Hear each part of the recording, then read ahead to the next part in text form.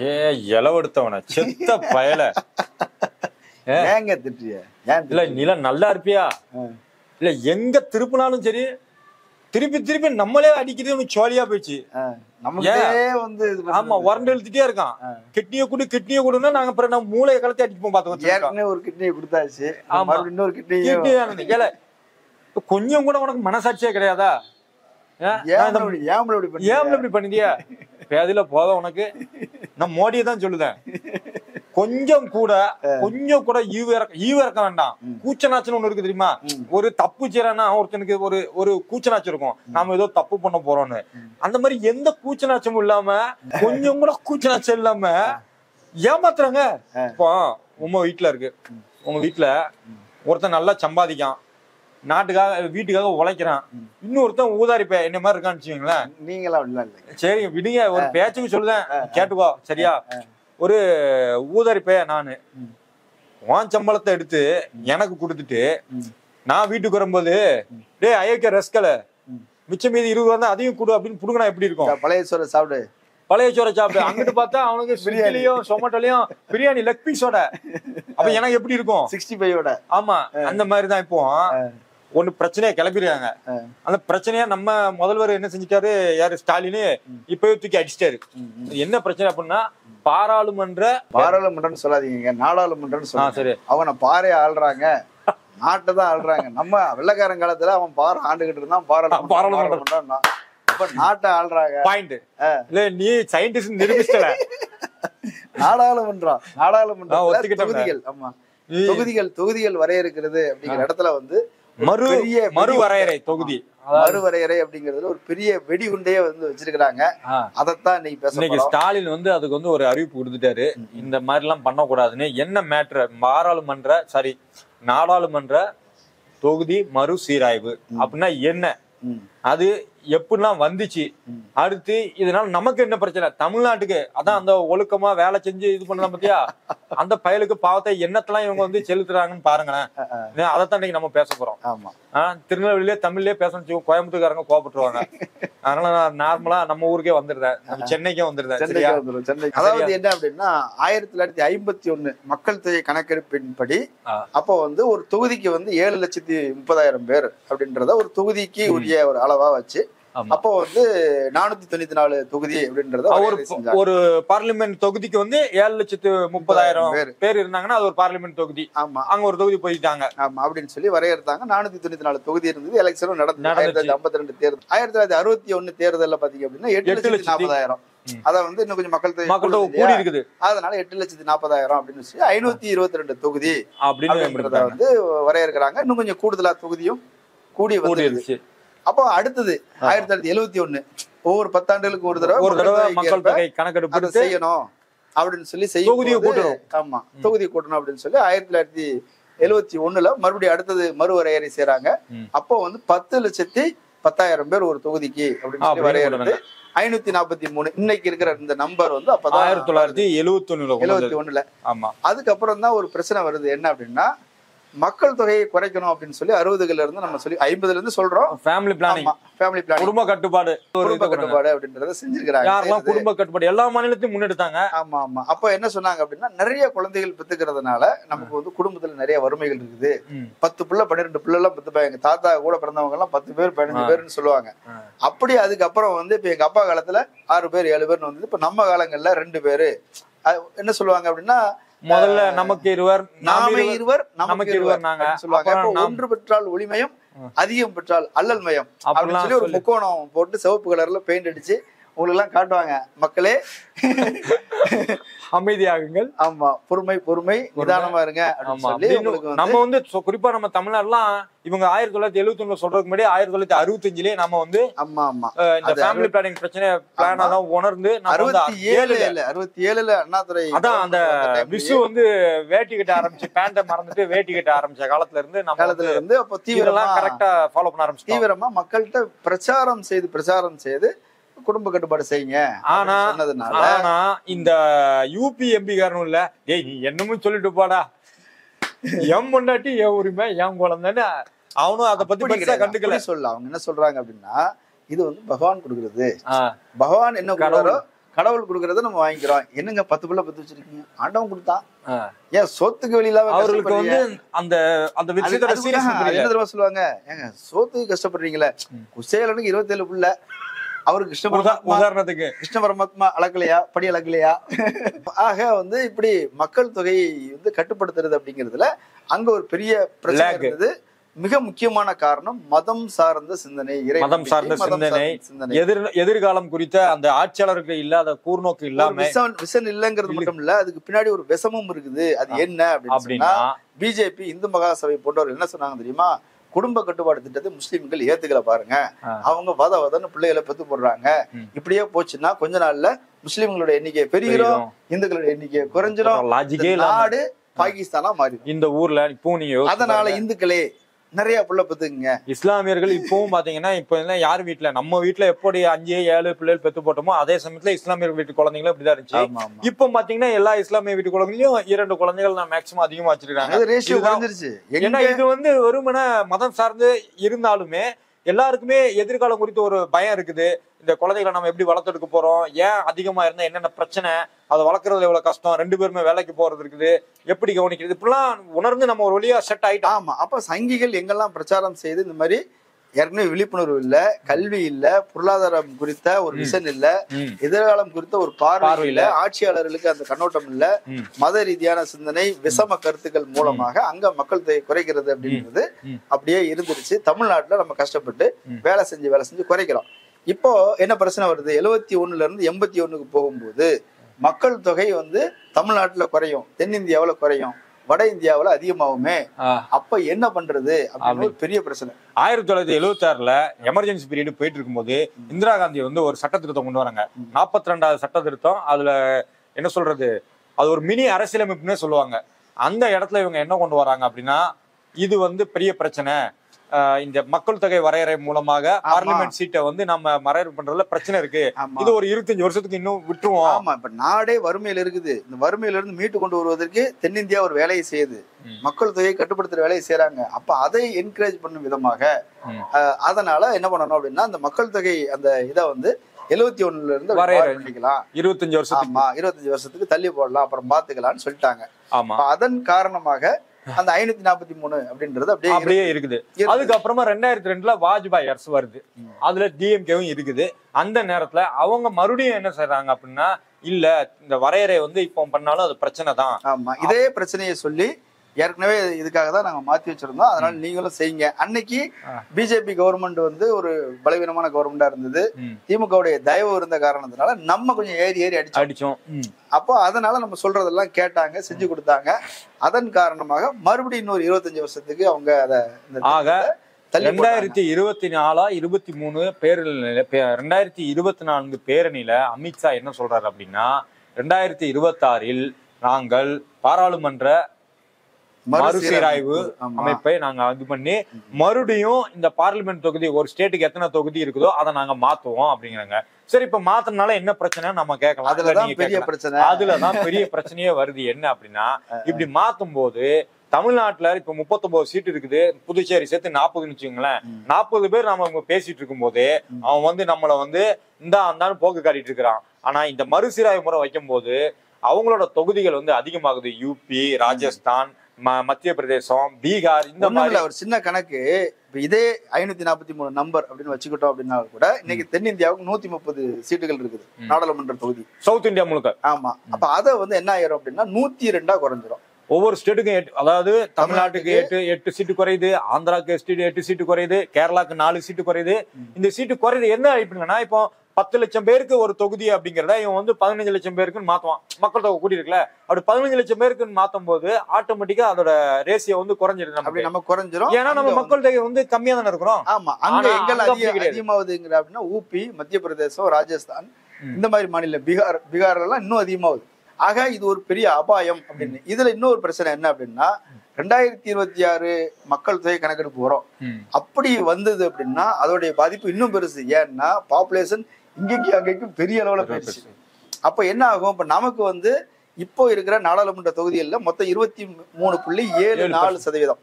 23.74% வந்து நமக்கு மொத்த சவுத் இந்தியாவோட பர்சன்டேஜ், அதாவது 4ல் ஒரு பங்குக்கு கிட்டத்தட்ட ஆமா நாம இருக்கிறோம். அதனால நம்ம வந்து பார்லிமெண்ட்ல சாரி இந்த நாடாளுமன்றத்துல எந்த ஒரு பிரச்சனையை கொண்டு வந்தாலும் தென்னிந்தியா சார்பாக மக்கள் நலம் சார்ந்து இந்த ஆதிக்க இந்த பார்ப்பனிய பிஜேபி அரசு எதை கொண்டு வந்தாலும் நம்மளால இதை வந்து எதிர்த்து அடிக்க முடிஞ்சது, எதிர்த்து கேட்க முடிஞ்சது, எதிர்த்து பேச முடிஞ்சது. ஆக இப்ப இது இன்டெரக்டா நம்மளை வந்து என்ன சொன்னா மட்டுப்படுத்தும் ஒரு முயற்சியாக தான் இந்த நாடாளுமன்ற மறுசீராய்வு அப்படின்னு கொண்டு வராங்க. உத்தரப்பிரதேசம் இன்னைக்கு வந்து 80 சீட்டு, இந்தியாவிலே அதிகமான சீட்டு இருக்குது உத்தரப்பிரதேசம் தான். அடுத்தது 2026 மக்கள் தொகை கணக்கெடுப்பின்படி எத்தனை மெம்பரா வரப்போறாங்க அப்படின்னு சொன்னா 848 பேர் மெம்பர் வரப்போறாங்க நாடாளுமன்றத்துக்கு அப்படின்னு சொல்றாங்க.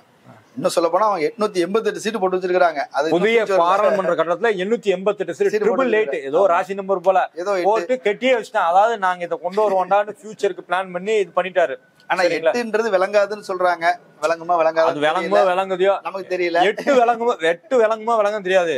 ஆனா அந்த மோடி, இந்த பாஜக, இந்த பார்ப்பனிய RSS இருக்கிற வரைக்கும் எதுவுமே விளங்காது. தரித்திரன்னுவாங்கல்ல, அது மாதிரி வீடுன்னுவாங்க. சரி, என்னவோ அது மக்களுடைய நம்பிக்கை. நாம சொல்ல வர்றது என்ன அப்படின்னா, அந்த 848 மெம்பர் அப்படின்றத கணக்கு பண்ணி பார்க்கும்போது உத்தரப்பிரதேசத்துக்கு எவ்வளவு வருது அப்படின்னா, இன்னைக்கு இருக்கிற 80 சீட் அப்படின்றது 143 சீட்டா மாறுது. அதாவது இப்ப அவங்களுக்கு வந்து 14.73% பிரதிநிதித்துவம் இருக்குது. இனி இது வந்து என்ன ஆகும் அப்படின்னா, சீட்டு கூடும் பொழுது 16.86% உயரும். அதே நேரத்துல நம்ம தென்னிந்தியாவை எடுத்துக்கிட்டோம் அப்படின்னா 23.74 இருந்து 19.34% குறைஞ்சிடும். அப்படி குறையுது. இன்னொன்னு பாருங்க, பீகார்ல வந்து 40 சீட் இருக்குது. இந்த 40 சீட் எப்படி மாறுதுன்னா 79 சீட்டா மாறுது. 40ல இருந்து 79 டபுள் ஆகுது. ஆமா, டபுள் ஆகுது. அப்ப இப்ப இதெல்லாம் கணக்கு பண்ணி பாத்தீங்க அப்படின்னா, நாடு முழுக்க போட்டு பாத்தீங்க 7.36ல இருக்கிற அந்த பர்சன்டேஜ் அவங்களோட பிரதிநிதித்துவம் இதுக்கப்புறம் பாத்தீங்கன்னா 9.31 கூடும். ஆமா. இப்ப இது வந்து எந்த அளவுக்கு டேஞ்சர் அப்படின்னு சொல்லி பார்த்தோம் அப்படின்னா, பிஜேபி தொடர்ந்து இந்த நாட்டை ஆள வேண்டும் என்பதற்காக ஒரு வியூகமாக அதை பாக்குறாங்க.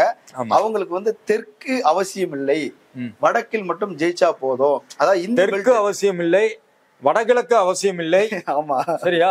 பிற மொழியாளர்கள் எங்களுக்கு தேவையில்லை. இந்தி பெல்ட்னு சொல்றாங்கல்ல, அந்த ஹார்ட் கோர் இந்தி பெல்ட், அந்த இந்தி பெல்ட்ல ஜெயிச்சாலே போதும். இப்ப போன தேர்தல் 2019 தேர்தல கணக்கெடுத்து பாத்தீங்க அப்படின்னா 225 சீட்டு அந்த இந்தி பெல்ட்ல, அதுல 178 சீட்டு வந்து பிஜேபி ஜெயிச்சிருக்குது.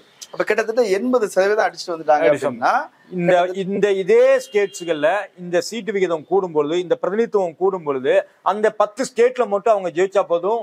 ஈவன் அவர்கள் தமிழ்நாட்டிலோ, ஆந்திராவிலோ, தெலுங்கானாவிலோ, இல்ல மேகாலயிலோ, வடகிழக்குல வேற எங்கேயும் 0 சீட்டு கிடைச்சா கூட, அதாவது ஒண்ணுமே இல்லாம போனா கூட, இந்த 10 மாநிலங்களை வைத்தே இந்தியாவை ஆளும் தகுதியை 80% முழு தகுதியோடு அவங்க வந்து இந்த சீட்டை வந்து ஜெயிக்க முடியும். ஆமா, அவங்க இந்தின்னு கத்துறதுக்கு பின்னாடி இப்படி ஒரு காரணம் இருக்குது. எங்களுக்கு இந்தியை தவிர வேற எதுவும் தேவையில்லை. இந்தி ஏன் இதுல இந்தி என்ன பெரிய ரோல் பண்ணுதுன்னா, நீ இந்தியை வச்சு உங்களுக்கு ஆர்டர் கொடுக்கலாம், இந்தியை வச்சு பேசும்போது உங்களோட கூடுதலாக கனெக்ட் ஆகும். இப்போ வேற ஒன்றும் இல்லை, மிலிட்டரிலாம் எடுத்துக்கிட்டீங்கன்னா தானா பாயா தைனா பாயா தைனா பாயா மாதிரி left right left right left ரைட்மா, இது மட்டும் தான் உங்களுக்கு மண்டையில கேட்டுட்டே இருக்கும். ஏன்னு கேட்க தோணாது, எதுக்குன்னு கேட்க தோணாது. உங்களுக்கு ஹிந்தியில ஃபீட் பண்ணிட்டே இருப்பான். ஒரு லாங்குவேஜ் தான், ஆனா அது வந்து வேற வேற்று லாங்குவேஜ். அது இப்படி உங்களை ப்ராக்டிஸ் பண்ணும்போது நீங்க ஏன்னு கேட்க மாட்டீங்க. மெல்ல மெல்ல அவனோட ரோலுக்கு தான் அவன் என்ன சொல்றானோ அதுக்கு நம்ம ஆட ஆரம்பிப்போம். அதுக்கப்புறம் என்ன, அவன் ஈஸியா இந்தி மொழியாக சமஸ்கிருதத்தோட அந்த மொத்த புராண கதைகளும் கொண்டு வந்து நம்ம தலையில இறக்குவான். நம்ம நம்புவோம், மதத்தை இறக்குவோம், அதை நம்புவோம். இன்னொரு மதத்தை வந்து வெறுப்பாக்குவோம், அதை நம்புவோம். அப்ப ஆட்டோமேட்டிக்கா அவனுக்கு இந்த மதத்துக்கு நம்ம காப்பாற்றணும் அப்படி அங்க போய் ஓட்டு போடுவோம். அதுல முக்கியமான பிரச்சனை என்ன அப்படின்னா, இந்தி மொழி பேசக்கூடிய மாநிலங்கள் இந்த நாட்டை ஆளும். அதன் பொருள் நாம அவங்களுக்கு அடிமையா இருப்போம். அது எப்படி அப்படின்னா, பிற்போக்குவாதிகள் நம்மை ஆழ்வார்கள், முற்போக்குவாதிகள் அடிமையா இருப்பாங்க. பகுத்தறிவை மூட நம்பிக்கை ஆளும். அம்பேத்கர் தான் தெளிவா சொல்லியிருப்பார், வடக்குக்கும் தெற்குக்கும் ஒரு பெரிய வித்தியாசம் உண்டு. தெற்கு முற்போக்கானது, வடக்கு பிற்போக்கானது. அது மட்டும் சொல்லல, அவர் அப்பவே வந்து வான் பண்ணிருக்காரு. என்ன சொல்லியிருக்காரு அப்படின்னா, பெரிய பெரிய மாநிலங்களாக வடக்கு வைக்காதீங்க, வச்சா அது பிரச்சனை. அது வந்து சின்ன சின்ன மாநிலங்களை இனி ஆதிக்கம் செலுத்தும், அவங்க எல்லாம் ஒரு குரூப்பா ஒரு இதா அசம்பிள் ஆவாங்க அப்படின்னு அன்னைக்கே வந்து அம்பேத்கர் வந்து வடக்குக்கும் தெற்குக்கும் ஒரு பெரிய போரையே இது உருவாக்கிறோம் அப்படின்னு சொன்னாங்க. அந்த யதார்த்தம் அப்படியே வந்து நிக்குது. இப்ப இதுல வந்து கேப்பீங்க, நீ முதல்ல கடுமையா திட்டினிய, ஏன்னா அந்த நல்லவன் யாரு அப்படிங்கிட்ட, அது நாம தான் நல்லவன். என்ன அப்படின்னா, குடும்ப கட்டுப்பாடு நீ சொன்னதை கேட்டு நம்ம பிள்ளைகள்லாம் கரெக்டா குடும்ப கட்டுப்பாடு செஞ்சு இத்தனைதான் பிள்ளைகள் பெத்து போட்டு இவ்வளவு பாப்புலேஷனுக்குள்ள இருக்கும் பொழுது இவன் மட்டும் நிறைய பிள்ளைங்களை பெத்து போட்டு அவங்களோட பிரதிநிதித்துவத்தை கூட்டும் போது கூட்டுறது மட்டும் இல்லாம நான் சொல்றதா நீ கேட்கணும் அப்படின்னு திமிர் பிடிச்சு நம்மளை வந்து ஆதிக்கம் செலுத்தும் போது இதே மாதிரிதான் தோணும். ஏன்டா அந்த வீட்டுக்கு நாயா பேயா உழைச்சேன், கடைசியில எனக்கு பழைய சோறு கொடுக்குற, அவன் பாரு ஊதாரியா தெரியுதா, அவனுக்கு நீ பிரியாணி போட்டு வளர்க்குற அப்படின்னு கேள்வி வரும்ல. இப்போ இதுல இன்னொரு கேள்வி உங்களுக்கு தோணலாம், சரிப்பா நமக்கு வந்து 23.74% வந்து பிரதிநிதித்துவம் இருக்கு, அதே மாதிரி அந்த ஸ்டேட்டுக்கும் கூடுதலா இருக்கணும்ல அப்படின்னா இருக்கட்டும் அப்படின்னு தான் நாங்களும் சொல்றோம். இருக்க வேண்டாம்னு சொல்லவே இல்லை. நான் என்ன சொல்றேன்னா, நீ சீட்டை குறை இல்லைன்னா கூட்டு, ஆனால் இத்தனை பர்சன்டேஜ் 23.74% நமக்கு இருக்குன்னா அதே பர்சன்டேஜ் அளவு நீ எந்த மறுசீராய்வு பண்ணாலும் சரி, இல்ல இப்படி போட்டாலும் சரி, இல்ல அப்படி தூக்கி போட்டாலும் சரி, எங்களுக்கு அதே அளவு பிரதிநிதித்துவம் வேணும். அப்படி இல்லைன்னா நாங்கள் வஞ்சிக்கப்படுவோம். ஏன்னா எங்களுக்கு மக்கள் தொகை பெருக்க தெரியாமலாம் இல்ல. ஆமா, எங்க தாத்தாங்கெல்லாம் நல்லா விளையாண்டவங்க தான்.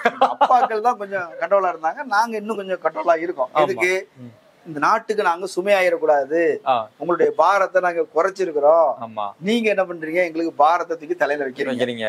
அது எப்படி? இப்ப நாங்க வந்து குடும்ப கட்டுப்பாடு மட்டும் இல்ல, மக்கள் தொகையை குறைச்சது மட்டும் இல்ல, தொழில் வளர்ச்சியை உருவாக்கி இருக்கிறோம், கல்வியை பெருக்கிருக்கிறோம், கல்வியை அதிகரிச்சிருக்கிறோம், மனிதவள குறியீடு அதிகரிச்சிருக்கிறோம், குழந்தை பிறப்பு ஆரோக்கியமான குழந்தைகள். நீங்க கேட்கலாம், வளர்ந்த மாநிலம் வந்து வளராத மாநிலத்துக்கு கொடுத்து உதவலாம் தானே அப்படின்னு கேட்கலாம். அது வந்து நீ அதே மாதிரி சிஸ்டம், அதே மாதிரி நீ வந்து எங்களோட தாட்டை எடுத்து நீ செஞ்சேன்னா அதை செய்யலாம்.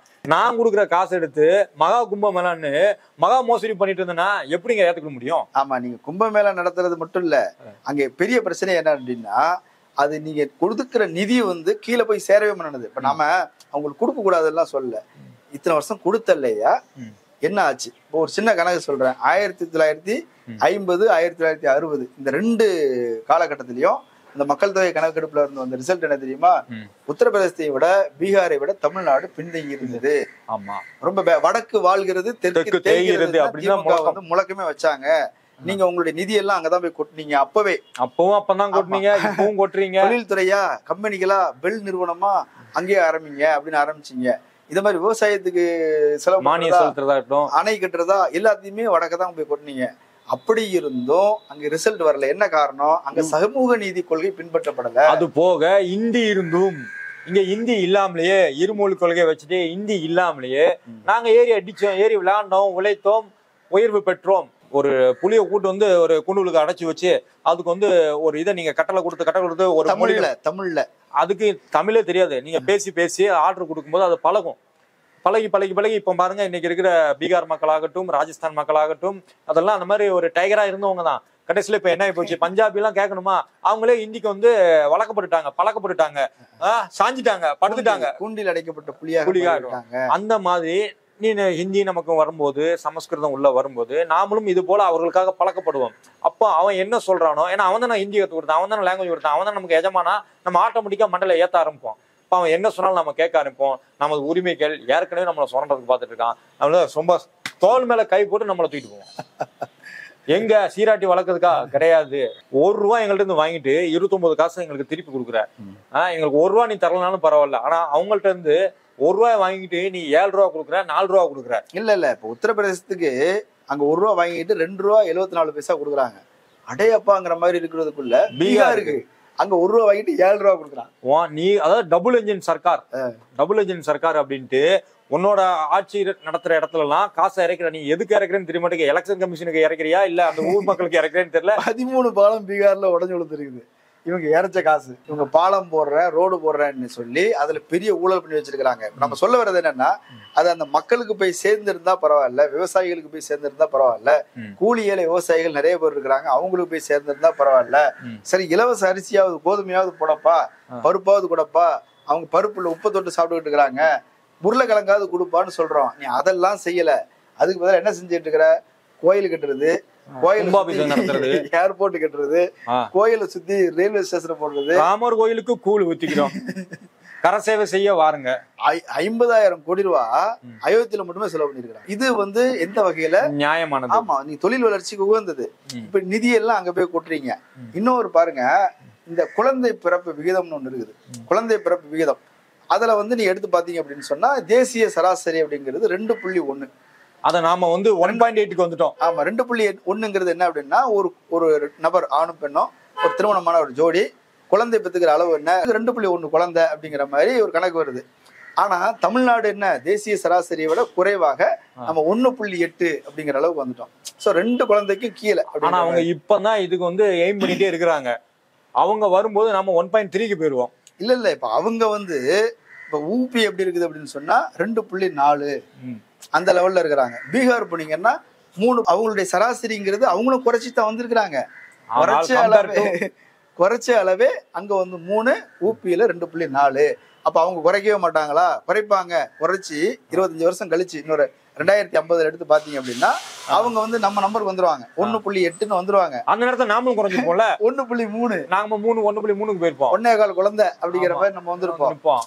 அப்போ இப்படி பாத்தீங்க அப்படின்னு சொன்னா எல்லா வகையிலும் நமக்கு பாதிப்பு ஏற்படுத்துற மாதிரி ஒரு கொள்கையை எது இந்த நாட்டுக்காக இந்த மக்களுக்காக நாம நம்மள சில தியாகங்களை செஞ்சுக்கிட்டோம், சில கட்டுப்பாடுகளை செஞ்சுக்கிட்டோம், மக்கள் தொகை பெருக்கத்தை குறைச்சிக்கிட்டோம், உழைச்சிருக்கிறோம், முன்னேறி இருக்கிறோம். ஆமா, இந்த பணத்தை எல்லாம் அள்ளி வேற கொடுத்துக்கிட்டு இருக்கிறோம். அதுக்கு நீங்க எங்களுக்கு தண்டனை கொடுக்குறீங்க. தமிழ்நாட்டுக்கு அதிகாரம் கிடையாது, கேரளாவுக்கு அதிகாரம் கிடையாது, கர்நாடகாவுக்கு அதிகாரம் கிடையாது, தெலுங்கானாக்கு அதிகாரம். மறுபடியும் நல்லா யோசிச்சு பாருங்க. ஒரு 10 மாநிலங்களில் ஜெயித்தால் போதும், மொத்த இந்தியாவையும் அவர்கள் இஷ்டத்திற்கு வந்து ஆட்டுவிக்கலாம். எதனால் அப்படின்னா இந்த மக்கள் தொகை அடிப்படையில மறுசீராய்வு, நாடாளுமன்ற மறுசீராய்வு அப்படிங்கிற பேர்ல மொத்த சீட்டையும் நார்த் இந்தியாவில் உங்களுக்கு ஏத்திட்டு நம்மளை வந்து சீட்டை மைனஸ் பண்ணும் பொழுது அப்படிங்கிறது நாம டோட்டலாக அரசியலமைப்பு சட்டத்தின்படி அரசியல் ரீதியாக நம்ம உரிமையை பேசுறதுக்கு வக்கற்றவர்களாக வாயற்றவர்களாக நாம் கட்டி போடப்படுவோம் அப்படிங்கிறது தான் உண்மை. ஆமா, இப்போ கர்நாடகா சொல்றாங்க இப்ப உங்களுக்காவது 29 பைசா கொடுக்குறாங்கப்பா, எங்களுக்கு 15 பைசா தான் தர்றாங்க அப்படின்றாங்க. கர்நாடகா அவங்க வந்து அவங்களும் நல்லா முன்னேறி இருக்கிறாங்க. இப்படி வந்து ஏற்கனவே நம்ம வந்து தென்னிந்தியா வந்து போராடிட்டு இருக்கு. கேரளா, கர்நாடகா, ஆந்திரா எல்லாரும் சேர்ந்து பேசி நம்ம போராடி அப்படியும் கூட நமக்கு வந்து ஒரு பெரிய இப்ப நீங்க போராடி கேட்கிறோம் நிறைய. இப்ப எதுலாம் நிதி தரலன்னு பாத்தீங்க, பேரிடர் நிவாரண நிதி இல்ல, அதுக்கப்புறம் வந்து கல்விக்கான நிதி 5000 கோடி, நம்ம 2112 கோடின்றோம். அவன் இல்ல 5000 கோடி ஏமாத்தி இருக்கிறோன்றான். அப்ப 5000 கோடி நம்ம இருந்து பறிச்சுக்கிட்ட இப்படி வந்து நீங்க 29 பைசாலையும் இப்ப கை வச்சு உதய மின்சார திட்டம், ஆமா அது இதுன்னு எல்லாத்துலயுமே வந்து ஏற்கனவே பறிச்சுட்டீங்க. நாங்க கடந்து மல்லடிச்சுட்டு கிடக்குறோம். நாங்க கஷ்டப்பட்டு போராடி ஒன்னொன்னு செஞ்சுக்கிட்டு இருக்கிறோம். இப்போ இந்த நம்பரும் குறைஞ்சிருச்சு அப்படின்னா பாராளுமன்றத்துல நம்ம கத்துறதுக்கு கூட ஆளு கிடையாது. ஆமா, நம்ம கேட்கறது கூட ஆளு கிடையாது. பேச முடியாதுங்கிற ஏடிஎம்கேல இருந்து பாமக இருந்து போனாங்கன்னா உள்ளே போமான்றாங்க. பேசும்போது வாய் அடைச்சுக்கிறாங்க, போவாங்க. ஓட்டு அவங்களுக்கு எதுக்காவது ஆதரவா ஓட்டு போடணும்னா உள்ள போறாங்க. Anbumani will come and vote. Okay sir ji ஆவோஜி என்ன போய் ஓட்டு போட்டு வந்து ஆவோஜி அப்படினா பேர் அப்படி இதுக்கு மட்டும் தான் இருக்குது. இதுதான் அந்த பள்ளி கத்தம். ஆமா, அப்படி இருக்கிற நிலையில ஆமா. அப்ப இது எவ்வளவு பெரிய ஆபத்துன்னு யோசிச்சு பாருங்க. ஏற்கனவே அவர்கள் வந்து பலமாக இருக்கிறார்கள், வடக்கு வந்து ரொம்ப பலமா இருக்கிறாங்க. இன்னும் மேலும் மேலும் அவருடைய பலப்படுத்திட்டோம் அப்படின்னா இப்பதான் நம்ம இன்னொன்னு ஒரு முக்கியமான விஷயம் 2024 தேர்தல தான் அவங்கள வந்து சும்மா 240ங்கிற அளவுக்கு குறைச்சிருக்கிறோம். இன்னொன்னு இது வந்து வெறும் ஸ்டாலின் மட்டும் சொல்லல, மோடியே வந்து என்ன சொல்லியிருக்காருன்னா ஆந்திரா அதாவது தெலுங்கு பேசும் மக்களிடையே மோடி பேசிட்டு இருக்கும்போது 2023ல ஒரு எலெக்ஷன் கேம்பெயினுக்காக பேசும்பொழுது தென்னிந்திய மக்கள் வஞ்சிக்கப்படுவார். எதனால அப்படின்னா காங்கிரஸ் வந்து அப்போ காங்கிரஸ் இந்த இந்தியா கூட்டணி வந்து என்ன சொல்றாங்க, ஜாதி ரீதியான கணக்கெடுப்பு அப்படி கேட்கறாங்க. அந்த கணக்கெடுப்பு எடுக்க கூடாது, அல்ல அதை வந்து நம்ம தள்ளி போடணும் அப்படிங்கிறப்போ அதுக்காக என்ன சொல்றாரு மோடி அப்படின்னா நாடாளுமன்ற மறுசீராய்வு அப்படின்னு ஒண்ணு கொண்டு வந்தா, மக்கள் தொகை வச்சு கொண்டு வந்தா தென்னிந்திய மக்கள் வஞ்சிக்கப்படுவார்னு அப்பவே அவர் சொல்லியிருக்காரு. 100 சீட்டு உங்களுக்கு போயிடும் அப்படின்னு சொல்றாரு. சொல்றது யாரு அப்படின்னா மு.க. ஸ்டாலினோ இல்ல ஆந்திர தேசத்துல இருந்தோ தெலுங்கானால இருந்தோ யாரும் இல்ல, இந்த பிரதமர் மோடி தான் அந்த வார்த்தையை உதிர்த்தார். ஆனா இப்ப அதே அவர் செய்துக்கு ரெடி ஆகிறார். அப்படி என்னன்னா அவருக்கு புரிஞ்சு போச்சு, சவுத்லயும் சரி இல்ல மத்த நார்த் ஈஸ்ட் இந்த சைட்ல எல்லாம் சரி நம்ம பருப்பு வேகாது, அதுவும் குறிப்பா தமிழ்நாடு கேரளா இந்த பக்கம்லாம் வேகவே வேகாது. அப்போ இவங்களை மட்டுப்படுத்தணும், நம்ம இன்னைக்கே நம்ம பெல்ட் அந்த நார்த் பெல்ட்லயே வச்சு ஏத்திக்கணும் அப்படிங்கிற ஒரு குதர்க்கமான ஒரு எண்ணம் தான். அதை தான் முன்கூட்டியே உணர்ந்து இப்ப மு.க. ஸ்டாலின் வந்து என்ன சொல்றாரு அப்படின்னா இந்த சீராய்வு அப்படிங்கிற திட்டத்தை நீங்க இன்னும் 25 வருஷத்துக்கு வழக்கம் போல போன தடவை செஞ்ச மாதிரி தள்ளி போடுங்க, அப்பதான் இது வந்து சரியாகும். இல்ல அப்படின்னா ஈக்குவலா எல்லாருமே வந்து மக்கள் தொகை இருக்கிறதே நீடிக்கட்டும். அப்படியும் இல்ல அப்படின்னா எங்களுக்குள்ளான அந்த பெர்சன்டேஜ் இருக்குல்ல 23.74% இருக்கு சவுத் இந்தியாவுக்கு, அந்த பெர்சன்டேஜ் குறையவே கூடாது. இந்த பிரதிநிதித்துவம் எங்களுக்கு தேவை. இதை குறைத்தால் அது வந்து வஞ்சகமாகும். தமிழ்நாட்டுக்கு மட்டுமல்ல தென்னிந்தியர்களே செய்யக்கூடிய ஒரு வஞ்சகமாகும். தென்னிந்தியா மட்டும் இல்ல, இதனால மகாராஷ்டிராவும் பாதிக்கப்படும், குஜராத்தும் பாதிக்கப்படும், அப்புறம் பஞ்சாபும் பாதிக்கப்படும். என்ன பிரச்சனை அப்படின்னா பஞ்சாப் பேசும், ஆனா குஜராத்தோ மராட்டியமோ பேசுற நிலைமையில இல்ல. அவங்க சர்க்கார் எல்லாருமே சங்கிகளா மாறி போயிட்டாங்க. அதனால அது அவங்களுக்கும் ஆபத்து. ஆக இன்னைய டேட்டுக்கு மும்மொழி அப்படின்னு சொல்லி அவன் கொண்டு வந்து ஒரு பக்கம் பிரச்சனையை கிளப்பிட்டு இருக்க நேரத்துல நாம வந்து முதல் முறையா நீ செய்யறது தப்புன்னு இந்த பக்கம் இருந்து அடிச்சிருக்கோம். அவங்க வந்து இன்னும் பதில் தேடிட்டு இருக்காங்க. நீங்க வந்து நினைக்கலாம், ஏன்பா நம்பர் குறைஞ்சா என்ன, கடுகு சிரித்தாலும் காரம் குறையாது இல்ல, திமுக காரங்க தான் நல்லா சவுண்டா பேசுவீங்களே, அங்க போய் சவுண்ட் கொடுங்க சண்டை போடுங்கன்னு சொல்லலாம். ஆனா என்ன நடக்கும், பிஜேபி எதிர்கட்சிகளை மதிக்காது. ஒரு நாள் ஜனநாயக பூர்வமான ஒரு மதிக்காது. அது வந்து கொஞ்சமாவது கேட்கப்படும். விவாதங்களே நடத்துறது இல்ல. நேரா அவங்க என்ன தேவையோ அதை செலக்ட் பண்ணிட்டு ரெடி பண்ணிட்டு கொண்டு வந்து வச்சுட்டு இவங்க எல்லாம் சஸ்பெண்ட் பண்ணி வெளியில அனுப்பி நான் பாஸ் பண்ணிடுறேன் பாஸ் பண்ணிட்டு இருக்கிறேன். சு வெங்கடேசன் ஒரு தடவை சொன்னாரு, சொல்லும்போது என்ன சொன்னாரு, ஒரு மசோதா கொண்டு வருவாங்க, அது என்னன்னு திறந்து பார்த்துட்டு இருக்கிறதுக்குள்ள அடுத்த மசோதா வந்துடும். ஐயோன்னு அடுத்த மசோதாவுக்கு போனோம்னா அதுக்குள்ள அடுத்த மசோதா, இப்படி ஒன்னொன்னா அவங்க நிறைவேற்றிக்கிட்டே இருக்கிறாங்க. எதையும் விவாதிக்கிறதுக்கு வாய்ப்பும் இல்லை, நேரமும் இல்லை. இப்படியான ஒரு நெருக்கடியில நாடே மாறி போயிருக்கும் போது இந்த திட்டம் பெரிய பெரிய ஆபத்து, மிகப்பெரிய ஆபத்து. மக்களை விழிப்பாக இருங்கள் என்பதுதான் ஸ்டாலின் மக்களுக்கு சொல்லியிருக்கிற செய்தி, இந்த நாட்டுக்கும் சொல்லியிருக்கிற செய்தி. அரண்சை நண்பர்களுக்கு வணக்கம். அரண்சை ஊடகம் சுயேட்சையாக இயங்குவதற்காகவே உருவாக்கப்பட்டது. நாம் செய்கிற வேலை உண்மையிலேயே மக்களுக்காக செய்கிறோம் என்பதை நீங்கள் நம்பினால், வாய்ப்பு இருந்தால் இந்த ரேசர் பே கியூஆர் கோடுக்குள்ளே நீங்கள் வந்து அதை ஸ்கேன் பண்ணி எங்களுக்கு உங்களால் இயன்றதை விருப்பம் இருந்தால் ஆதரவு தெரிவிக்கலாம்.